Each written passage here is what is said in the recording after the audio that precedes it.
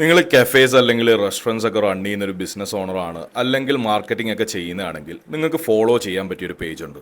ഡിലീഷ്യ എന്ന് പറയുന്ന ഈ ഒരു ബിസിനസ് പേജാണ് അത്യാവശ്യം നല്ല രീതിയിൽ കോണ്ടന്റ് മാർക്കറ്റിങ്ങും അല്ലെങ്കിൽ കമ്മ്യൂണിറ്റി ബിൽഡിങ്ങും ഒക്കെ ഇൻട്രസ്റ്റിംഗ് ആയിട്ടുള്ള രീതിയിൽ ചെയ്യുന്നത്. സോ ഇവരുടെ എൻ്റയർ വീഡിയോസോ അല്ലെങ്കിൽ കോണ്ടന്റ് സ്ട്രാറ്റജി ഒന്നും കോപ്പി പേസ്റ്റ് ചെയ്യാനല്ല, നിങ്ങൾ ഇവരുടെ സോഷ്യൽ മീഡിയ മാർക്കറ്റിങ്ങിൽ നിന്ന് മനസ്സിലാക്കേണ്ട ചില കാര്യങ്ങളുണ്ട്.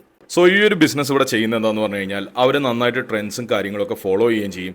അതും ഇവരുടെ ബ്രാൻഡുമായിട്ട് അലൈൻ ചെയ്ത് അല്ലെങ്കിൽ ഇവരുടെ ഒരു നീഷുമായിട്ട് അലൈൻ ചെയ്ത രീതിയിലുള്ള കോണ്ടന്റും ഇവർ നന്നായിട്ട് ക്രിയേറ്റ് ചെയ്യാറുണ്ട്. അതുകൊണ്ട് തന്നെ ഇവരുടെ കോണ്ടന്റ് ഹൈലി റിലേറ്റബിളും ആണ്, അല്ലെങ്കിൽ ആൾക്കാർ അധികം ഷെയർ ചെയ്യാൻ സാധ്യതയുള്ള രീതിയിലാണ് ഇവരുടെ കോണ്ടന്റ് ഇവർ ക്രിയേറ്റ് ചെയ്യുന്നത്. അതേപോലെ തന്നെ നിങ്ങൾക്ക് വേറെ നോട്ട് ചെയ്യാൻ പറ്റിയൊരു കാര്യമാണ്, ഇവർ എംപ്ലോയീസിനെ നന്നായിട്ട് ഇൻവോൾവ് ചെയ്യിപ്പിച്ചാണ് ഇവരുടെ കോണ്ടന്റ് കൂടുതലും ക്രിയേറ്റ് ചെയ്യുന്നത്. മിക്ക ബിസിനസ്സുകളും ചെയ്യാൻ മടിക്കുന്ന ഒരു കാര്യമാണ്. പക്ഷേ ആക്ച്വലി നിങ്ങളുടെ സ്റ്റാഫ് അല്ലെങ്കിൽ എംപ്ലോയീസിനെയൊക്കെ നിങ്ങൾ ഇൻവോൾവ് ചെയ്യിക്കുമ്പോൾ കുറച്ചും കൂടെ പേഴ്സണലൈസ്ഡ് അല്ലെങ്കിൽ ഹ്യൂമനൈസ്ഡ് ആയിട്ടുള്ള കോണ്ടന്റ് ക്രിയേറ്റ് ചെയ്യാൻ നിങ്ങൾക്ക് സാധിക്കും. കാരണം സിമ്പിളാണ്, പീപ്പിൾ കണക്ട് വിത്ത് പീപ്പിൾ, അല്ലാതെ നിങ്ങളുടെ ലോഗോസോ അല്ലെങ്കിൽ പ്രോഡക്ട്സോ ആയിട്ടല്ല. അതേപോലെ നേരത്തെ മെൻഷൻ ചെയ്ത പോലെ ഇവർ ട്രെൻഡ്സ് ഒക്കെ ഫോളോ ചെയ്യുന്ന ഒരു പേജ് ആയതുകൊണ്ട് ജെൻസി ഓഡിയൻസ് അല്ലെങ്കിൽ ആ ഒരു younger audience of Instagram highly share ചെയ്യാറുണ്ട് ഇവരുടെ വീഡിയോ. അവർ അത്യാവശ്യം നന്നായിട്ട് എൻഗേജ് ചെയ്യാറുണ്ട്. വേറെ കുറേ ഫാക്ടേഴ്സ് ഉണ്ടെങ്കിലും ഈ പറഞ്ഞ കാര്യങ്ങളാണ് ഇവരുടെ ബ്രാൻഡിന് എൻറ്റയർലി ഒരു വാം ആൻഡ് ഫൺ വൈബ് കൊടുക്കുന്നത്. സോ നിങ്ങളുടെ ബിസിനസ്സിന് ഒരു ഓൺലൈൻ കമ്മ്യൂണിറ്റി ഒക്കെ ബിൽഡ് ചെയ്യണം, അല്ലെങ്കിൽ കുറച്ചും കൂടെ ഒരു ഹ്യൂമനൈസ്ഡ് ആൻഡ് പേഴ്സണലൈസ്ഡ് ആയിട്ടുള്ള കോണ്ടന്റ് ഒക്കെ ക്രിയേറ്റ് ചെയ്യണമെങ്കിൽ